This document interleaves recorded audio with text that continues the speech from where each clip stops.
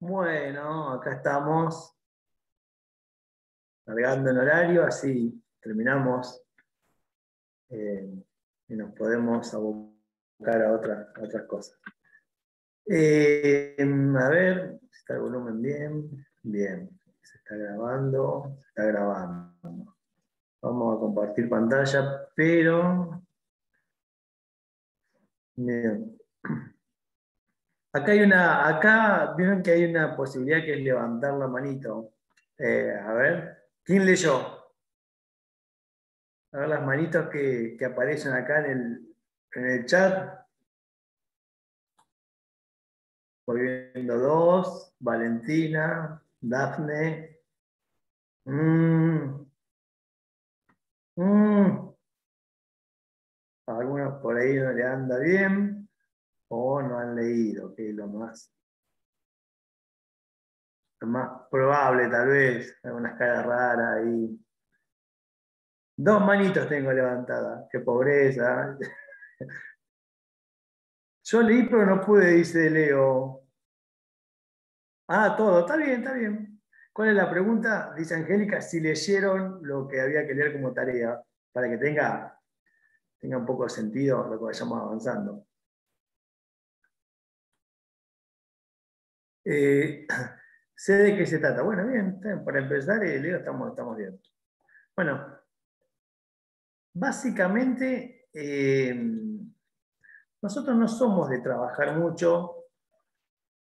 Siempre se pensó que estaría bueno que derecho como otras carreras, yo estudié otras carreras, en otras carreras se estudia práctico y teórico práctico. Nosotros no somos de trabajar mucho, de hecho en la facultad casi esta categoría de jefe de trabajos prácticos, los JTP, que es una categoría especial de docentes, la facultad de Derecho casi no los utiliza, la idea es, en su momento, cuando hubo la reforma ustedes son todos, calculo que son todos plan nuevo.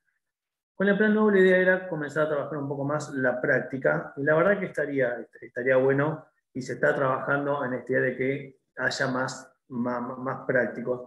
Pasa que también digamos, los momentos de cursada son pocos, nosotros tenemos que avanzar un poco en lo que son los temas, y bueno, ahí como que en el medio queda muchas veces la parte práctica. La parte práctica me parece importantísima, de hecho les comento que hace tiempo, yo cuando hice todo lo que fue la especialización en docencia para ser docente universitario, que no es una obligación, pero yo quería tenerlo.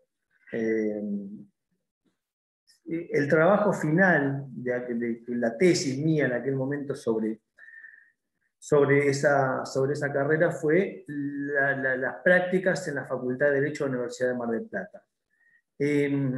Bueno, ¿por qué? Porque me parecía que estábamos flojos y me sigue pareciendo que estamos flojos. Y la verdad que la práctica llevada a cabo de una forma ordenada está muy buena. Es siempre tratar de bajar las cosas a lo que uno después va a ver en la calle, ¿no? Uno va a ver en tribunales o en la vida cotidiana. Eh, los fallos en particular,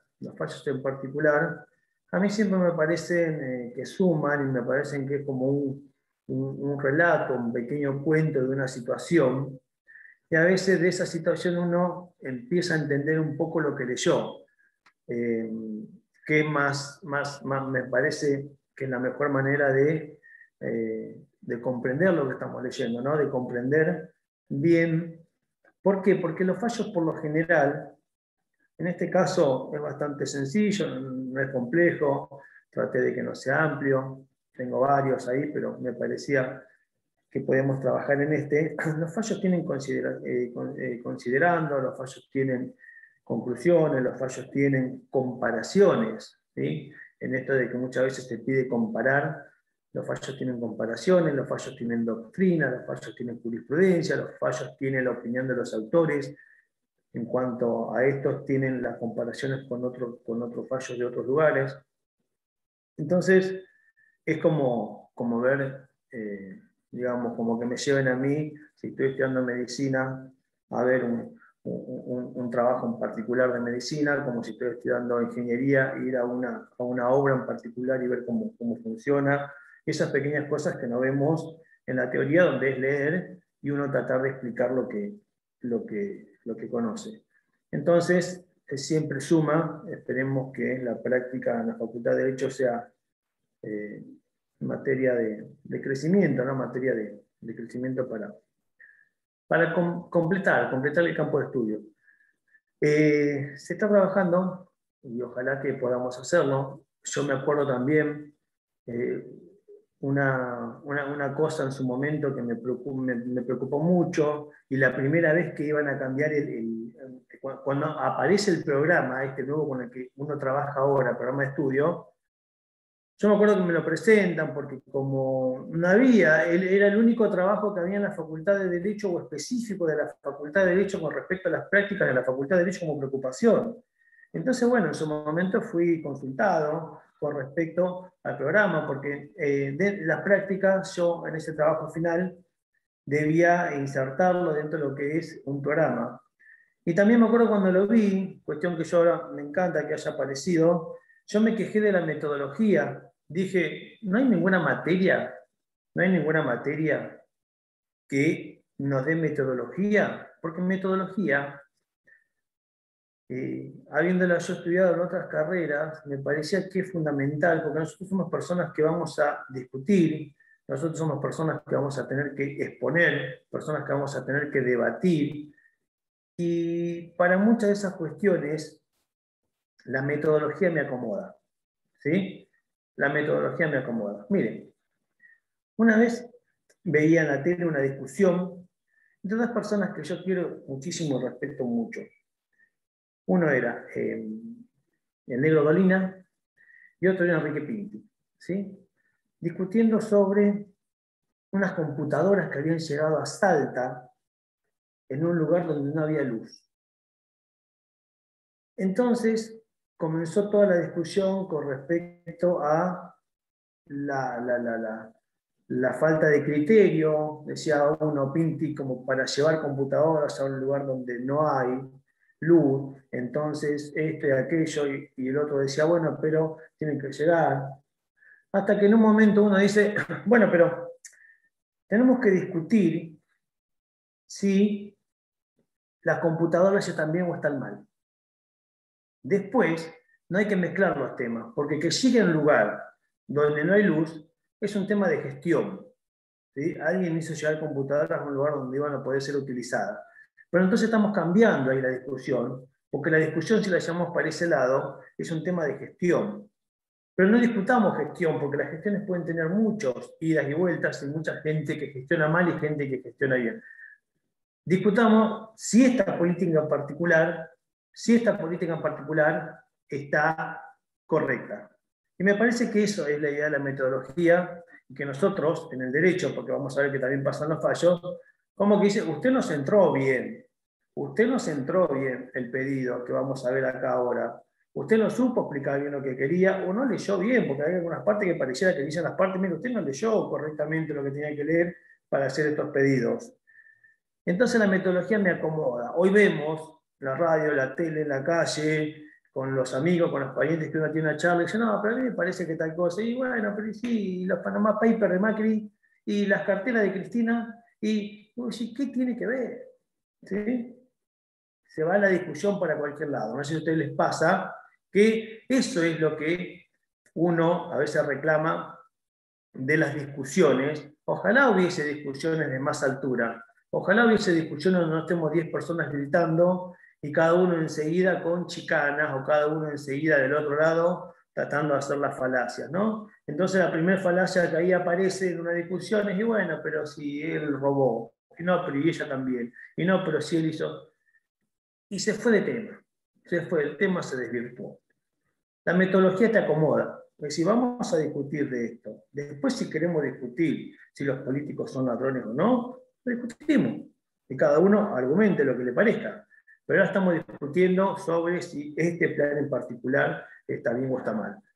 Y eso nos pasa en derecho, no tenemos metodología, y también por no tener metodología, me parece que nos ha costado a los abogados mucho ser claros, concretos y centrarnos en los pedidos y no irnos del objeto, ¿sí? No irnos del objeto. Entonces, aplaudo que en su momento, yo dije, ¿por qué no está en metodología? Si una de las cosas que debería estar es metodología, que nos enseñe un poquito a esto, ¿no? A charlar y a discutir y a pelear algo, que es nuestra vida va a ser eso, ¿sí? Nuestra vida va a ser eso y también le va a servir al revés. También le va a servir para cuando alguno diga, pero no estamos hablando de esto. No estamos hablando de esto. En todo caso, fíjese usted, si quiere hacer un reclamo después, aparte de esto, hágalo. Pero ahora estamos discutiendo de esto. ¿Sí? Estamos discutiendo de esto. Entonces, que les quede como una idea también el por qué considero que la metodología debía estar, e hice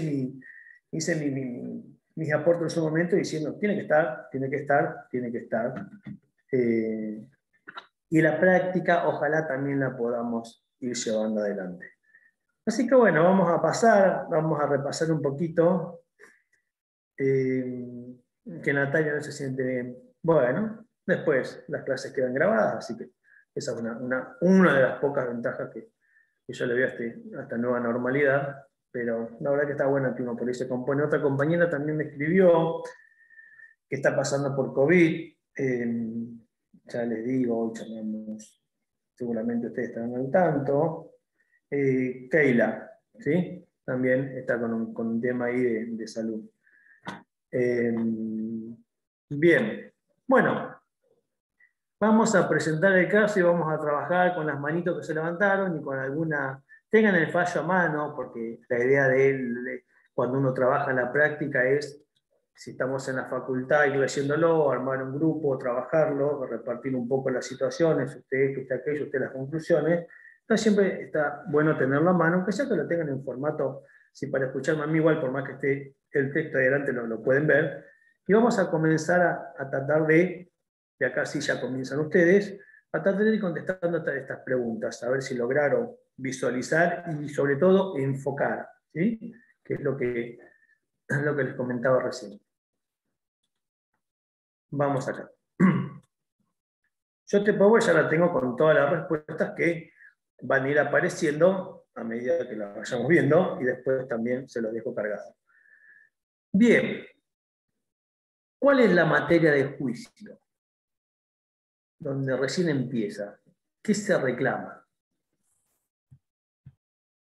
¿Por qué es esto? ¿De qué estamos hablando en este juicio? Porque si bien dice, acá ya vemos...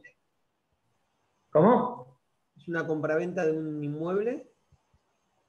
Es una compraventa, pero el título ya me dice resolución. ¿Sí? Se trata de la resolución.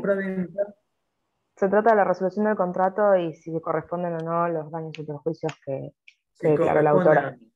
Camila, muy bien, porque eso es lo que comienza a decir. Se hacen dos pretensiones, el actor hace dos pretensiones. Solicita la resolución contractual y a la vez solicita daños y perjuicios. ¿Sí? Cuando solicita esto, hace hincapié en esta cláusula, que recuerden, porque acá aparecen muchas figuras que nosotros vamos viendo en contratos, aparece la cláusula resolutoria, que ya hemos estudiado y sabemos de qué se trata. La cláusula resolutoria tiene requisitos, cuestión que también se habla acá en el fallo, pero también partimos de aquella base de que, bueno, los contratos, nosotros sabemos, básicamente son ley para las partes. Entonces, al ser ley para las partes, lo primero que debe analizar una persona que mira un contrato, y ni hablar de una persona que juzga la situación, un juez o un juzgado, un tribunal, como esté conformado quien debe resolver, va a ir a esto, ¿no? Primero vamos a hacer un análisis de esto. ¿Qué decía esa cláusula que arreglaron las partes? Decía que, no sé si se escucha bien. Carolina. Sí, decía ¿Sí? que ante el no pago de la cuota segunda y tercera se daba por resuelto el contrato. Como consecuencia de esto y qué pasaba si se daba por resuelto el contrato. Tenía que no sé. Cualquiera. Perdón, Leopoldo. Perdón, Se resolvía el Siga, contrato Carolina, y se resolvía el contrato y se quedaba en modo de indemnización lo ya pagado de la parte actora. O se sea, la parte quedaba actora, perdón. una suma importante había puesto porque... Una cantidad de dólares importante eran. Claro, una El cláusula 70% resolutoria. específicamente.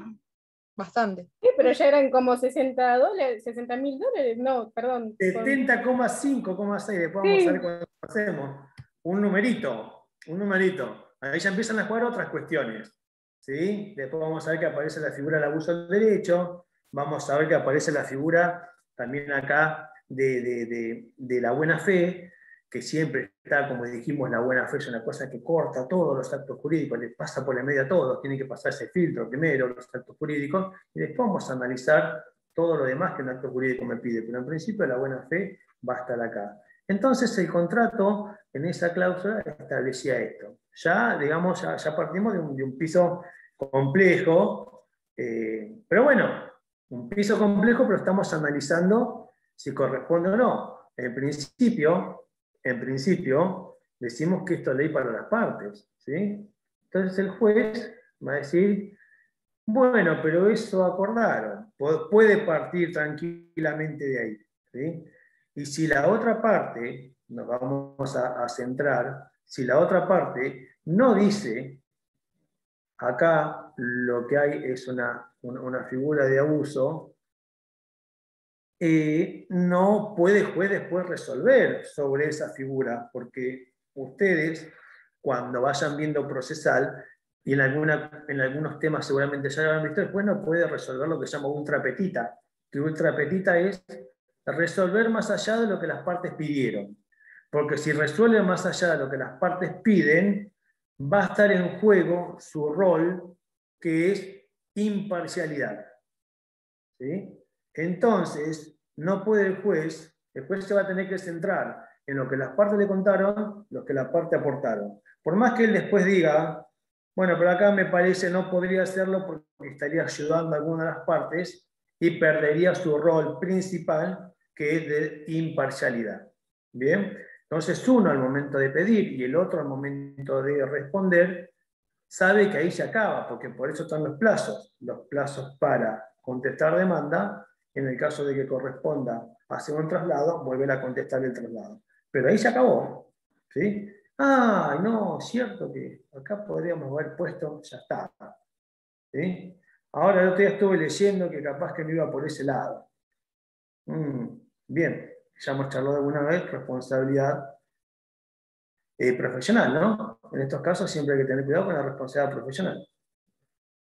Entonces la pregunta, la hemos charlado acá en clase también, dice, en varios momentos el comprador pagó en pesos. ¿Puede hacerlo? ¿Se acuerdan que vimos y hemos charlado de esto también? ¿Puede pagar en pesos una deuda en dólares? El Código Civil establece que si la deuda fue tomada en moneda extranjera, se puede abonar con el equivalente en la moneda de curso legal de la nación, pero también establece que no, que se toma como una obligación de dar cosas ciertas. Una obligación de dar cosas ciertas. Hay dos o tres fallos de la Corte con respecto a esto. Y vamos a decir lo siguiente, porque acá pasan varias cuestiones. Primero que los pagos son aceptados, ¿sí? Los pagos son aceptados. Se entrega la parte y los pagos son aceptados. Entonces podemos decir en principio que esta aceptación del pago viene a configurar un hecho propio, ¿no? No podríamos decir después del pago de que lo recepcionamos, decir un acto propio. No, bueno, pero me tengo que pagar en dólares, acá tengo sus pesos que a mí no me sirven. Claro, ¿Sí? ¿No? una pregunta. Dígame. En ese caso, que primero aceptó el pago en pesos, ¿después lo puede aceptar en dólares? No se puede, o sea, aceptar mitad y mitad. Claro, está bien la pregunta, porque el tema es, aceptó en pesos y después dice no quiero dólares. Claro. También hay una cosa en juego ahí. También hay una cosa en juego, pero si la justicia tiene que resolver, debe analizar estos dos artículos, la jurisprudencia Profe, y lo que me dice la ley. Y acá tenemos profe, en un ese tema- caso no, disculpe que lo interrumpa. No, En no, ese está caso, bien, que por ejemplo, en una de las cuotas él acepta pesos y otra aceptan dólares, por ejemplo, y después vuelve a aceptar en pesos, por decirlo, y ¿no? después, Después no puede ver ahí la conducta de las partes, digamos. Es decir, en un momento vos lo aceptaste y ahora no puedes volverte atrás con algún fundamento como para no aceptarlo. O no se tiene en cuenta claro, eso. lo puede analizar, sí, lo puede analizar, sí. Podría pensarlo, analizarlo. Igual al final, uy, perdón, profe, lo interrumpí. No, Perdón. al final no, espere, Eh, espere que. No, yo ya, no, pero, o sea, Camila, pará un supongo, poco. perdón, Bien, empezó el partido. con la resolución igual supongo que tuvieron en cuenta eso, ¿no? No, en la resolución no, si la parte no lo pidió, no. Tienen en cuenta estas condiciones. Sí, pero si no lo pidieron, no. Si no lo pidieron, no, porque usted al contestar la demanda y dice, yo lo que hago es que quiero depositar en pesos, tomando en consideración que varios pagos los hice en pesos, por lo tanto, tomando en consideración la teoría de los actos propios, solicito que la deuda sea cobrada en pesos. Pero como no lo pedís, ¿sí? Como no lo pedís, el juez no va a poder resolver por ese lado. El Claro, juez va a porque sería resolver- excederse. Claro, después va a resolver la resolución del contrato, que es lo que vos pediste, y los daños y perjuicios. Y ahora vamos a ver lo que la otra parte reconviene, ¿no? Entonces, acá, yo quiero que esto, porque a mí, esto trajo un montón de situaciones. Muy bien dijo, creo que Camila, que después hablamos de las obligaciones de dar cosas ciertas, y me dicen estos fallos que les comentaba, bueno, pero tenemos un tema, porque hoy el Código Civil no regula esta clase de obligaciones. Lo que antes era lo medible, lo pesable, lo mensurable. Entonces hace referencia a una clase de obligación que después no regula, ¿no? Claro, lo regula como diciendo, bueno, pero todos lo conocemos porque en el Código de Vélez todos lo estudiamos. Bueno, pero ustedes no, y los que siguen tampoco. Entonces ustedes van al Código Civil, a ver, ¿qué me está diciendo con esto de hacer de cuenta de cosas y no va a estar? ¿Sí? De esa forma como está planteado en el 766. Entonces, conclusión de esto, que se tomaron los pagos, que podríamos hablar de teoría de actos propios, que había una deuda en dólares, pero sepan que a la actualidad, la vez pasada, estando en la justicia y en la Cámara, le pregunté a Cataldo, ¿esto cambió algo o estamos con los fallos de siempre? Estamos con los fallos de siempre, me dice. ¿Sí? ¿Qué son los fallos de siempre? No son normas imperativas. ¿Sí? Por lo tanto, al no ser normas imperativas, pueden ser dejadas de lado. O sea, yo puedo renunciar al 765 y si alguien me pone en el contrato que me comprometa a pagar dólares renunciando a la franquicia del 765, yo después no voy a poder atacar diciendo eso es norma supletoria, no lo podíamos haber acordado, norma imperativa, no lo podíamos haber acordado nosotros. Hoy la ley dice que no es una norma imperativa ni es una norma de derecho, digamos, de orden público. Pero lo han afilado un poquito el concepto y en varios fallos, tomando en cuenta lo que dicen muchas veces los autores, dicen, bueno, pero tiene que haber una renuncia expresa. Tiene que haber una renuncia expresa en el contrato. Si no hay una renuncia expresa en el contrato, yo me voy a poder liberar entregando pesos. ¿Bien? ¿Qué hace la gente que más o menos conoce un poco? Te hace renunciar al 765. Entonces vos te comprometés en dólares y dentro de las cláusulas establece. Asimismo, renuncio a la franquicia de 765 porque yo me comprometo a pagar dólares y eso le voy a entregar. ¿Bien?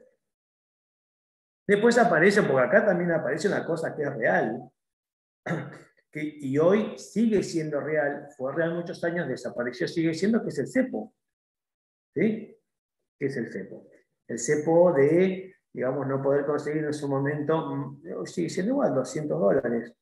Y vos por ahí tenés una deuda de muchos dólares como tenía esta persona. Entonces, acá reconviene, digamos, en vez de contestar la demanda y decir todo lo que yo considero que él no está diciendo la verdad, sino que realmente pasó esto, reconviene. ¿Qué es la reconvención? Atacar con otra situación que no es la pedida por la parte. ¿sí? Que no era pedida por la parte.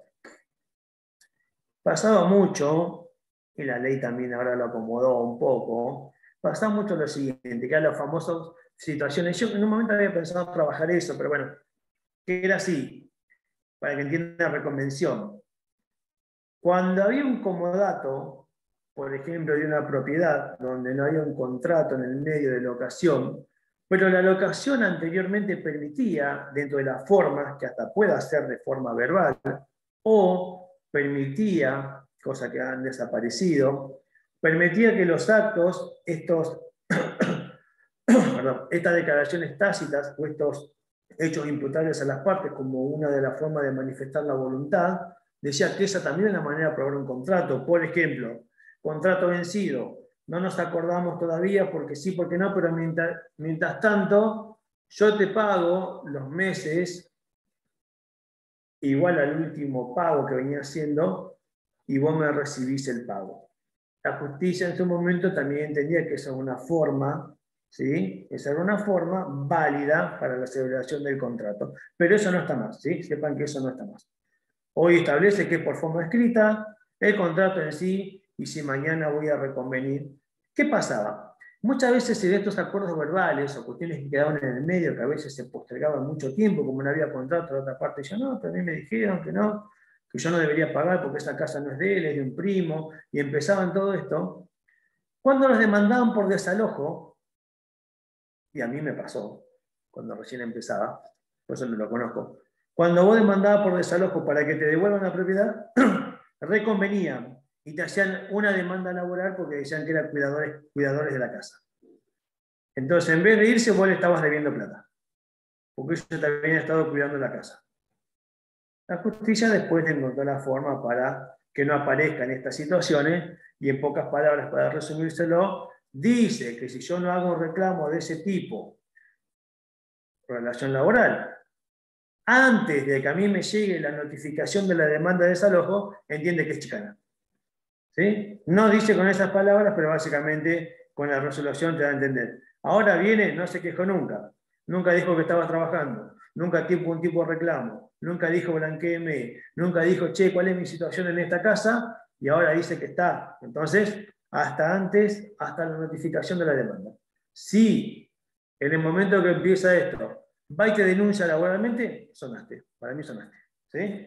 Entonces, todos tips y chicanas que tienen que ir aprendiendo, que no hay una materia en derecho sobre, que ojalá, yo digo que hay dos materias en derecho que deberían estar. La primera es cómo cobrar mis honorarios. Yo haría un seminario, y de hecho lo había armado una parte del seminario. Nadie te enseña cómo cobrar tus honorarios, a cómo trabajar, a cómo ponerte firme a hacer valer tu trabajo.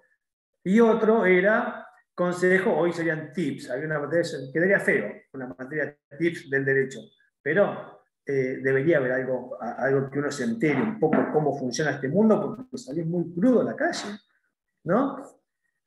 Entonces, sepan eso. Bueno, volviendo, ¿no? Ya al comodato, reconviene diciendo que quiere escriturar que la otra parte no hizo nada para escriturar. Entonces, ¿qué resuelven en primera instancia? A ver, ahí les toca a ustedes.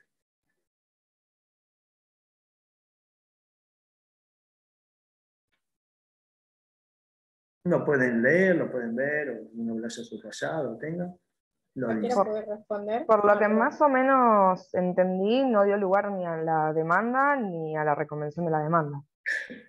A ninguno, le dijo a los dos, le dijo, no vemos, no está esto bien encarado. ¿Sí? Y a mí, cuando veo que no está bien encarado y que no resuelve nada, porque una de las quejas que hay después, bueno, pero al final no resolvió nada un juez.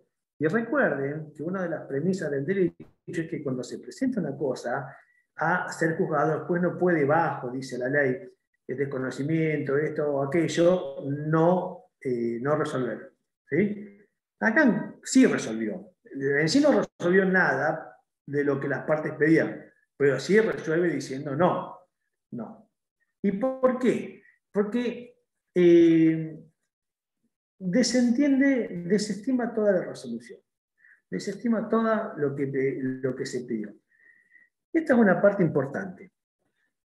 ¿Qué dicen en primera instancia con respecto al incumplimiento? ¿Se cumplió este requisito? Porque en principio pareciera que sí, pero después pareciera que no, pero también pareciera que sí. ¿Qué leyeron? ¿Qué dice? Sí, se incumplió, pero no es importante, o se pagó un 70,5%. O sea, se comienza lo que sería este tercer requisito, ¿no? El tercer requisito, diría, no. A esta primera etapa no le queda del todo claro que haya habido un incumplimiento de tal gravedad como para pretender resolver el contrato y quedarme con toda esa plata. ¿Sí? Entonces, no, porque como dicen ustedes, ya había pagado una parte importante del precio. Esta es una de las primeras cuestiones que se toman en cuenta para decir que no.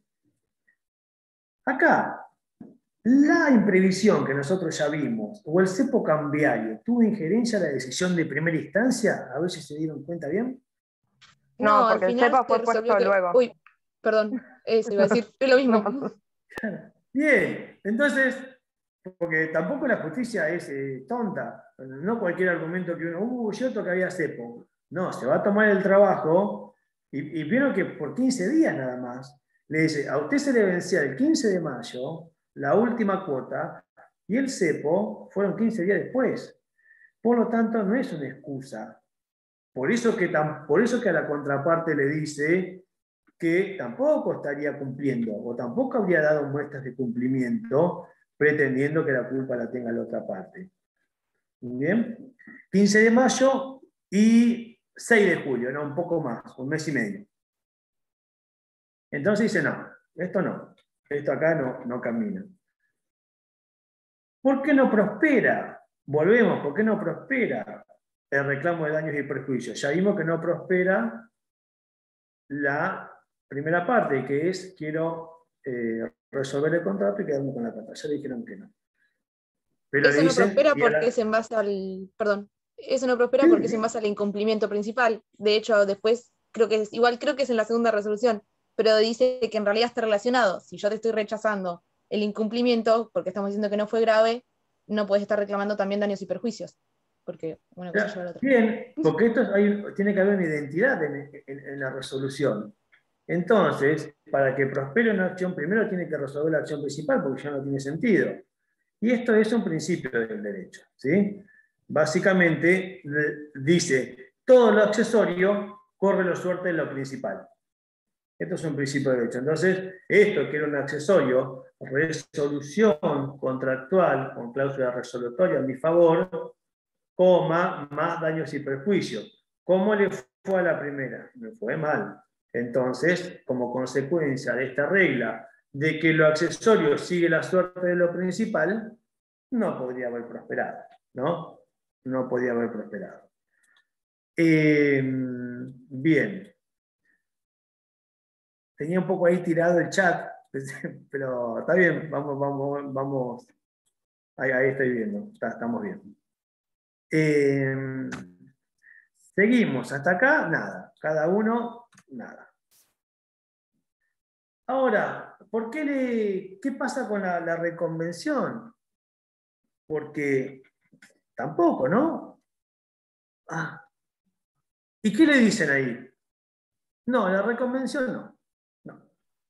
A medio que se le escapó recién la respuesta, pero dice que el señor nunca demostró haber tenido el dinero a pesar de que el cepo después se levantó y él dijo que quería escriturar, o sea, si quería escriturar tenía que pagar, y él nunca demostró tener el dinero, eso dice después de primera instancia.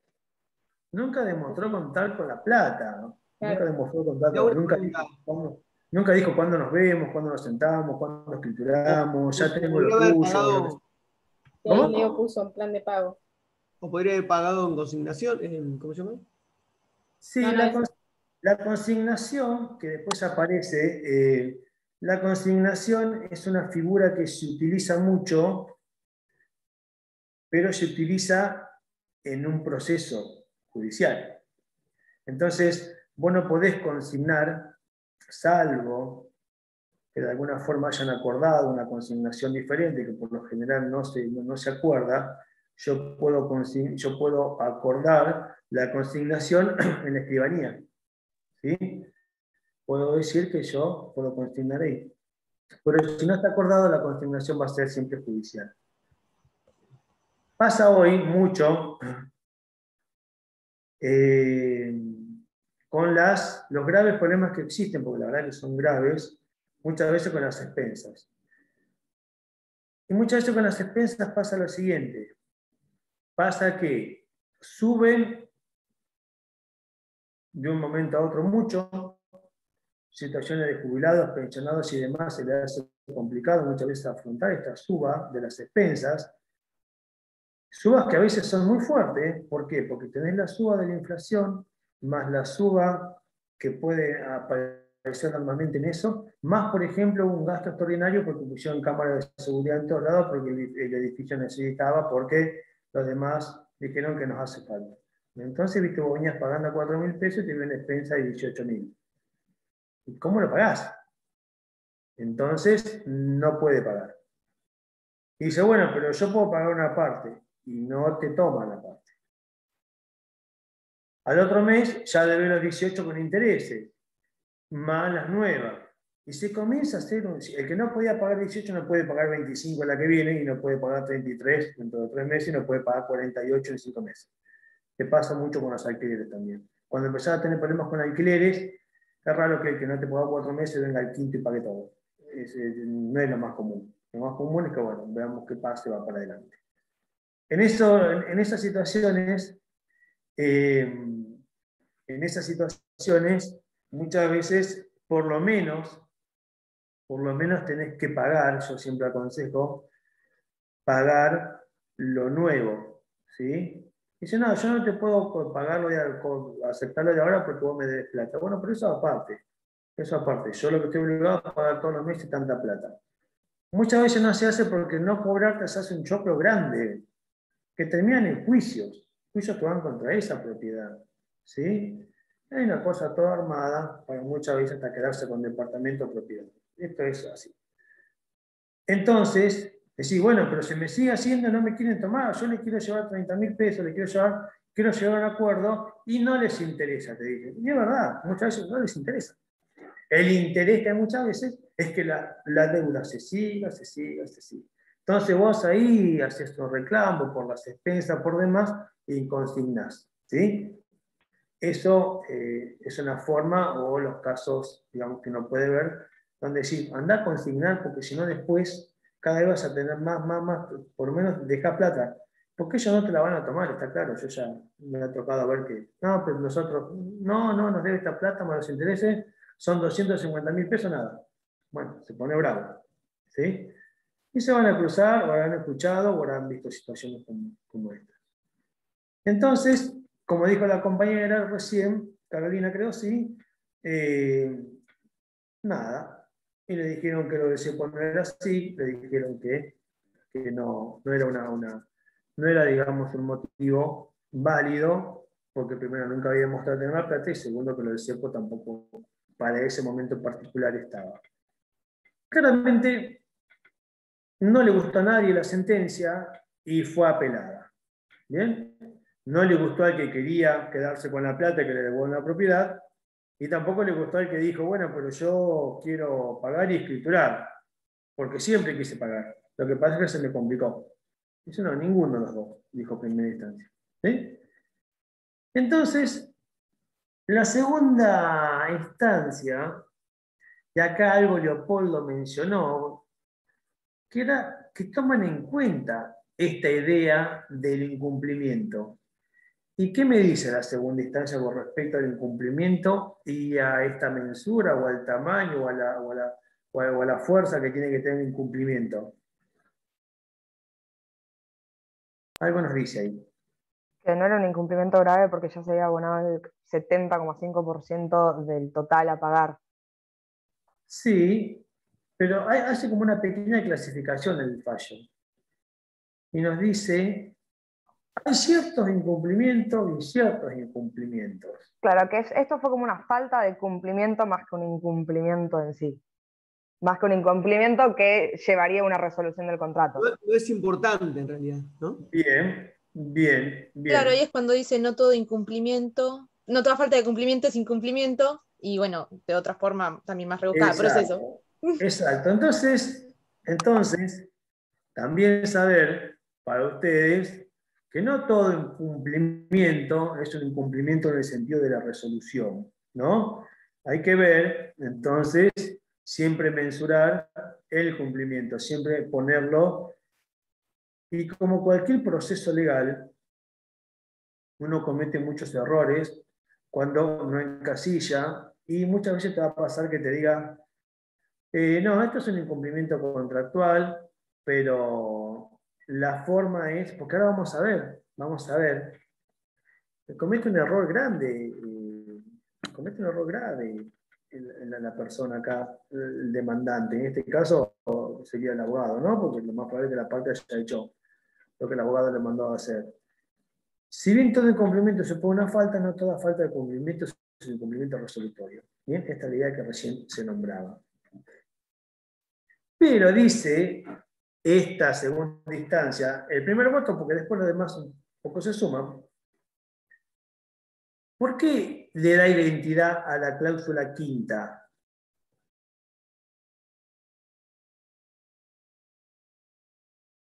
Marca algo ahí.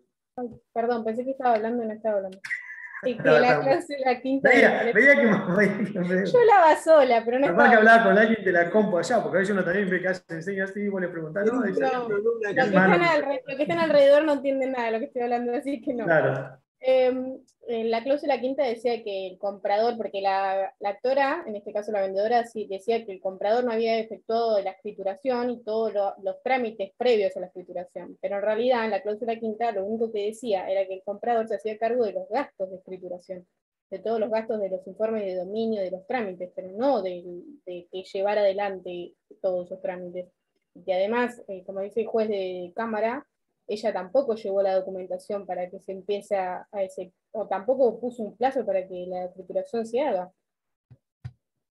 Pero hay algo más importante todavía que eso. Dice que la tercera cuota se debe pagar al momento de la escrituración también. ¿Cómo? Que la tercera cuota, la cuota final, se debía pagar al momento de la escrituración. ¿Y no hay nada más? Esto falta. Esto falta. ¿Sí? Que surge ahí del fallo. ¿Qué significa no me dio mora del comprador? Ustedes escribieron obligaciones. Bueno, pero como decía Camila, si el cumplimiento del pago era el momento en que se tenía que escriturar y no se llegó nunca a escriturar, no hubo mora, no hubo un retraso en el pago. No, no va por ahí el tema de la mora. Que está bien, pero ¿qué significa? Porque acá lo importante, por eso digo que acá hay un error conceptual de parte de la persona, que ustedes dieron obligaciones. ¿Qué significa, primero, constituir el mora? Y segundo, hay formas específicas de constituir el mora. No sé si estará bien, lo voy a decir igual. Se tiene que interpelar a la persona para constituirla en mora. Se debe avisar a la persona de que está entrando en mora. Por eso dice que no es mora automática. Se tiene que interpelar a la persona, se tiene que constituir el mora. Esto es una obligación de la que no podemos saltearnos. Y a partir de esa, ¿por qué? Porque lo mismo pasa en el derecho laboral. ¿Sí? Yo no puedo presentarme a los juzgados laborales a hacer una demanda laboral sin los telegramas laborales previos, porque es un requisito de procedencia. O sea, que yo no puedo, porque hoy tuve una discusión en el trabajo y me dijeron, bueno, quédate en tu casa, ya te va a llegar el telegrama, y yo ir a la justicia directamente. Yo lo que tengo que hacer en ese caso es decir, atento a despido verbal hecho por su persona en el día de la fecha, solicito se aclare mi situación. Bien, eso es una obligación que yo tengo ante estos despidos verbales, ¿no? Yo tengo que intimar de esa manera. su negativa, su rechazo, sí me tendrá a mí por despedido por su exclusiva culpa. Así dice básicamente un delegado. Pues yo no puedo ir a la justicia. Y con muchas situaciones pasa lo mismo. La justicia pide muchas veces utilizar las vías administrativas necesarias, los amparos.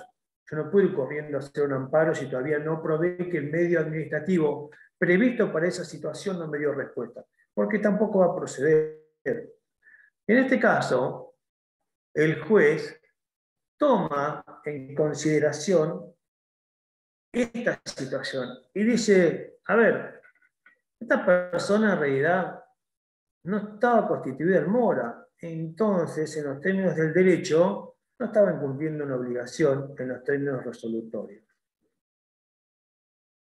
Y miren, por ese hecho, ¿no? Yo dije, uy, cuando vi, dije, qué tema, porque estos son temas que tienen que ver con las cuestiones de fondo, tienen que ver con la práctica. Tienen que ver con la práctica. Entonces, si vos te quedás con la primera parte y decís, bueno, resolución, ley para las partes, incumplimiento, a ver, me fijo el código, bueno, pues nos queda muchas otras partes que dicen las obligaciones y todas son, digamos, los incumplimientos son de tal magnitud que me permiten, o si yo debo algunas veces encararlo de otra forma. Y acá claramente se tenía que haber encarado de otra forma. ¿Sí? Porque si no te pasa esto. Lo grave de esto es que, después ustedes lo vieron ahí en el fallo, está el tema de las costas. Le tenés que decir a tu cliente que perdió y que te debe plata a vos y le debe plata al abogado de la contraparte. A ver con qué caripela se lo decís. ¿Por qué? Porque me olvidé de decirte... ¿Cómo? Sí. Claro, que, y encima que si quiere ir a la Suprema Corte tiene que depositar no sé cuánto porcentaje de la demanda. No, después para seguir apelando, sí. claro, eso. Eso tiene que enseñar en las clases. Es decir, no, tenemos que mandar una carta documento y me olvidé de decirte. Bueno, qué bonito, ¿no? Va a tener un drama. Va a tener un drama. Pero acá, como comienza el juez también a analizar la actitud de alguien que yo creo que al entender de este primer voto, comienza a analizar cortando, como dijimos al principio, pasando por el medio la buena fe. Y dijo, a ver, che, ¿te parece quedarte con 70% con tanta plata más la propiedad? Vamos a ver también, si tanto reclamás, cuánto hiciste vos, ¿sí? ¿Qué tan bueno sos vos para reclamar tanta sanción? No lo dice en la sentencia, pero uno charlando un poco con la gente que resuelve, sabe que comienza muchas veces cortando por ese lado, ¿no? Diciendo, bueno, ¿por qué? Porque sabemos que estos principios generales valen en todos los casos. Eso sí que no hace falta que yo pida. Está claro que la buena fe, lo hemos visto, tiene que estar presente en todos los actos jurídicos, mucho más en lo contractual. El abuso del derecho. No hace falta que yo lo plantee. Si se nota, puede llegar a decir, bueno, acá claramente constituye un abuso. Dice, ¿con qué no cumplió? Ya lo nombraron recién. No cumplió con esto, ¿no? No cumplió con avanzar en el trámite. Y esto también es cierto. Esto también es cierto. Y sepan que esto funciona así. Cuando uno va a escriturar, más que nada la persona que vende, la persona que vende tiene varias obligaciones. ¿Sí? La persona que vende tiene varias obligaciones. Lo van a ver en su momento. Dentro de las obligaciones es facilitar al escribano todo lo necesario para que escriture, cosa que no había hecho la parte. Después se está diciendo, ¿y usted qué hizo? Esperó que se pase el plazo y viene acá con una demanda sin haber hecho nada. ¿Cómo? Efectivamente lo esperó, porque 9 días después, ¡pum!, le clavó la carta de documento. Exactamente, aparte, en un momento se había citado a que las partes en las escribanías puedan terminar. Y él desestimó, se hizo un acta y desestimó esa posibilidad. Sí, creo ¿no? que sí, dice que compareció y dijo que no, que ya estaba resuelto el contrato. Claramente quería la casa y la plata, se fue por el todo y se complicó.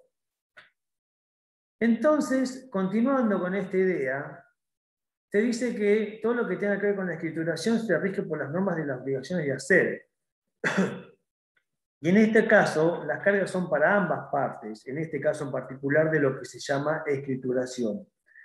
Una cuestión acá es la siguiente. Vemos que en ningún momento se discute ni se va a discutir la validez o no del contrato de compraventa, que en su momento discutíamos la validez o no. No entra en discusión. Entra como una obligación de hacerlo. Hemos charlado y lo dice en 2018, que es una obligación de hacer. Entonces se rige por esas normas.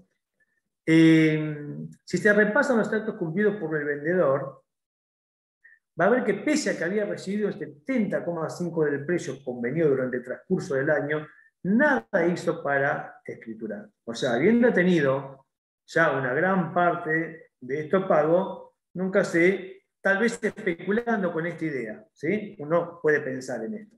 A veces especulando con esta idea, porque es llamativo que no haya habido llamamientos, que no haya dicho, che, mirá, que ya se vencen los plazos, vamos a coordinar con el escribano que nos dio una fecha, porque es una escribanía, vamos a, ¿tenés la plata? ¿No tenés? ¿Tenés pesos? ¿Tenés dólares? No hizo nada, ¿no? No hizo nada, ni mucho menos llevó nada al escribano.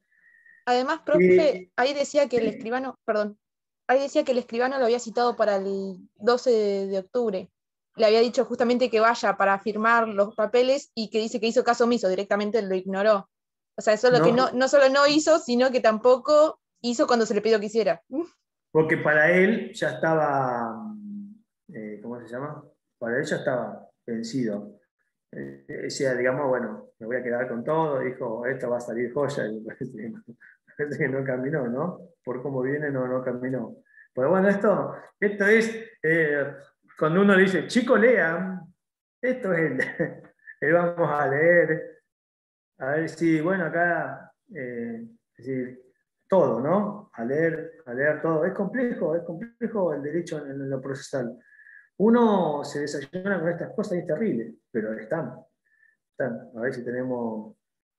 De alguna manera o mala fe, dice Leo. Puede ser, ¿sí? Yo creo que estaba ahí como dando vuelta el tema de la mala fe. Sí.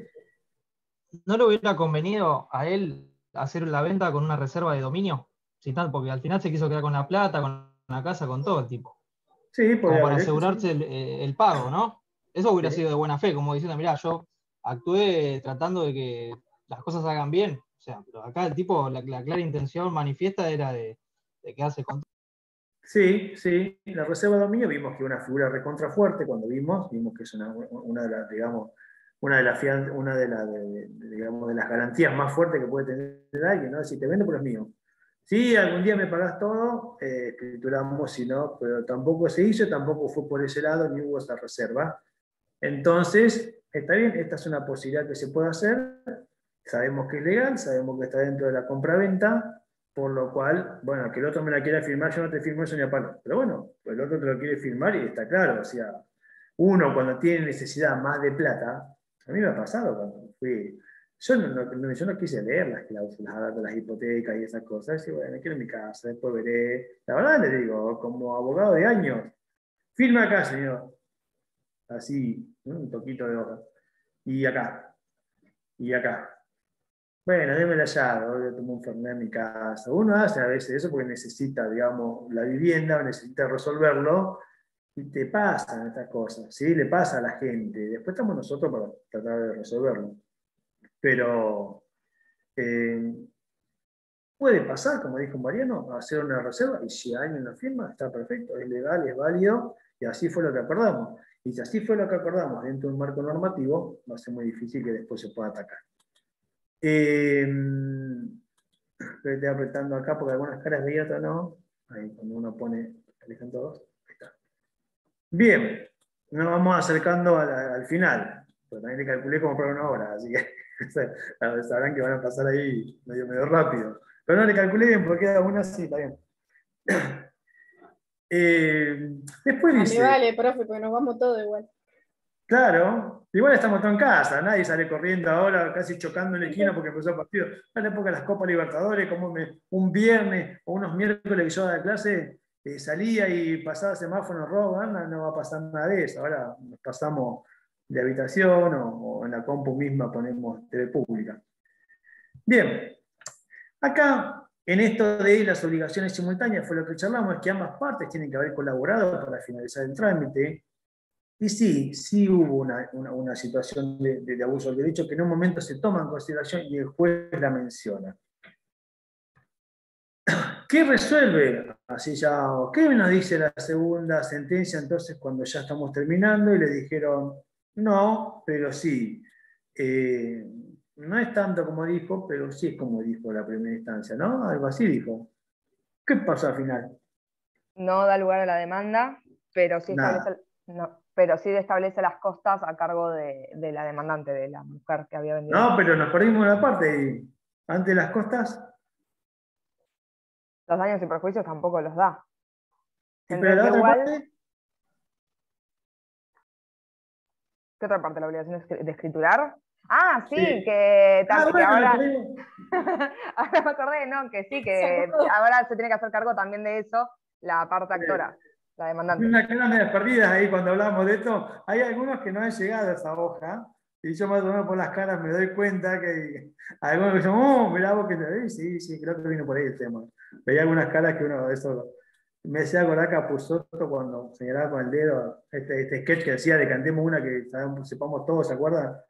O capaz que no sé si nos veían Capusotto. Algunos simplemente acompañamos, ¿no? Acá había una profe, perdón que le interrumpa, como anécdota, había una profe en teoría que nos decía, cuando tengan una sentencia, empiecen de abajo para arriba, que seguro le van a preguntar primero lo último.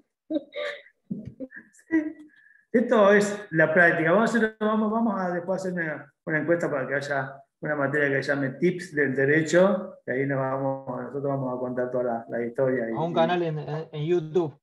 O un canal, ahora que son todos YouTube. En Twitch también, está bueno. Yo la tengo pensada, digo. Está bien. Miren, yo ayer estaba viendo a este muchacho Botero, no sé si lo ven, que hace la basura semanal. Se llama Botero, bueno, en un momento él había tenido como un ida y vuelta con esta chica Malespina. Entonces aparece en su video la chica Malespina y uno le pregunta a ella, Malespina, ¿te pondrías de novio con Matías Botero? Y ella dice, no, porque me barrió, dice ella, ¿no? Entonces vuelve y dice, tenía chance, dice el tipo riéndose. Y digo, como youtuber, ahora, o como un canal, después, hoy a la mañana, leyendo noticias, veo que hay un TikToker que es el novio de la Miss Universo de México de este año. Entonces tampoco es mala, es buena por todos lados. Genera admiradores, genera conocidos, así que hagan un canal acá que tenía ganas, de derecho, de lo que sea, que quien dice que va para arriba. Hay muchos que están buenos, muchos que para mí son divertidos. Yo tengo varios. Hay de todo, profe, encima. ¿Cómo? Charlan de tantas cosas, no se va a poder charlar de derecho. Sí, bueno, el tema es que, bueno, me tomo un segundo antes que terminemos. El tema es, bueno, Capusotto también lo hace con este Almirante Brown, que canta temas y después los cambia a lo popular y dice cualquier guasada y vende 3 millones de discos. Y cuando él hace poesía van 4 personas, dice a su show. Entonces también pasa en YouTube, en cualquier lado, es qué consumo hay. El derecho yo no sé. Ustedes hagan este ejemplo, pongan, no sé, Despacito. Sí, a la mayoría de la gente le aburre, capaz. Y yo la vez pasada vi, miren que no, esto está mal, pero bueno, vi unas conferencias, porque a mí vi unas conferencias de Foucault, y bueno, ustedes vean la cantidad de visualizaciones que tiene eso, contra la cantidad de visualizaciones que puede tener cualquier otra cosa. Estamos en un mundo diferente. Tenés que buscarle la vuelta, me parece, al derecho para que sea divertido, para que llame la atención, y capaz que... Sí, para poder bajarlo bien y que la gente lo entienda. ¿Cómo? No, y también poder que la gente lo comprenda, porque la verdad que nosotros por ahí charlamos, nos entendemos, pero porque estamos contextualizados en esto y lo estudiamos, pero por ahí el ciudadano de a pie, como quien dice, quizás no comprenda mucho el tema del lenguaje jurídico. Pero claramente. Hay que buscarle la vuelta y cuenten con mi apoyo en el caso de que alguno haga algo. lo que pueda aportar, lo aporto. Yo no, ya es un mundo medio raro para mí, porque veo que es muy laborioso.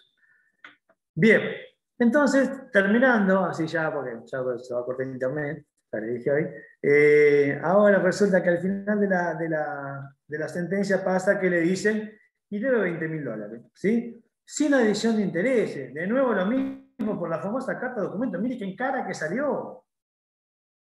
Mire qué cara. Sin ningún tipo, 8, 9, 10 años después, porque este fue el 2020, sin ningún tipo de intereses. Esto fue un garronazo por esta parte. Sin ningún tipo de intereses porque nunca lo constituyó en mora. Por lo tanto, nunca se constituyó en mora. Y esta constitución en mora también tenga como otro tips, lo van a aprender, pero sepan que también pasa cuando, por ejemplo, se reclaman alimentos. Y te dicen, pero no pasa nada hace 2 años. La pregunta que tenés que hacer es si lo intimaste. Es indispensable para reclamar alimentos adeudados que esté constituido en mora, que haya sido solicitado para su cumplimiento o que claramente haya pasado por la justicia, haya acordado y no cumpla. Pero si no, si estás 2 o 3 años o 4 sin que se cumpla, y me dice, no, pero me debe 4 años de alimento, porque desde que se fue nunca aportó nada. Y uno le tiene que decir, no, no. ¿Pero cómo que no? No, porque nunca estuvo intimado. ¿Sí? Hasta en el derecho de familia, que es recontra amplio, que es recontra protector y que tiene un montón de cosas buenas, tendientes a que no se pasen estas injusticias, hasta ahí te dicen muchas veces, no, pero lo que pasa es que lo que no estuvo reclamado no lo podemos meter acá en la deuda. ¿Sí? Entonces miren qué importante a veces este pequeño detalle termina siendo lo que resuelve. Así que, bueno, miren, a las 9:02 y habiendo charlado de TikTok y de YouTuber, estamos sobrados. Bueno, estimados, estimadas, hasta la próxima. Ya queda poco, ¿no? ¿Cuándo se rinde? Yo me tengo que mentalizar también. El 28, profe. Es la última clase con usted, ¿no? Es el 28. Es la última clase, claro. Y ya el 20 me dijeron. 28. El 28, el lunes. Próximo. O sea, el lunes que viene, no, el otro. Tiene este fin de semana largo y el otro fin de como para llegar bien el lunes. Yo creo que tiene que andar bien. No hicimos un montón de contratos. Digamos, no es que la segunda parte hay algunos específicos. Muchos de estos que son contratos de todos los días. Ya vimos depósitos, vimos una compra-venta, vimos una locación. Tratamos de que sean esos con los que uno se choca todos los días y ser más específico. Y no mucho más que eso, alguno que otro ahí, pero no mucho más que eso. Donaciones, sesiones, copados, son cosas con las que van a trabajar todos los días. Así que nos veremos entonces ese lunes, si Dios quiere. Lo mejor, que puedan estudiar, que lleguen bien, ya nos conocen, ya no va a ser una cosa, digamos, ya con tanto nervio, ya saben cómo encarar, preparen un tema, salgan seguros, hagan un par de preguntas y ya saben cómo es. Y bueno, a mí ya no me cruzo más adelante, no doy más materias adelante. ¿Le podemos escribir al mail o al WhatsApp? Sí, pueden escribir al WhatsApp, me pueden escribir al mail, tenemos la plataforma también, yo me meto siempre en todos lados. Así Bien. que lo mejor, ¿sí? Gracias. A estudiar y a cuidarse. Adiós. Saludos. Gracias, profe. Adiós. Bye.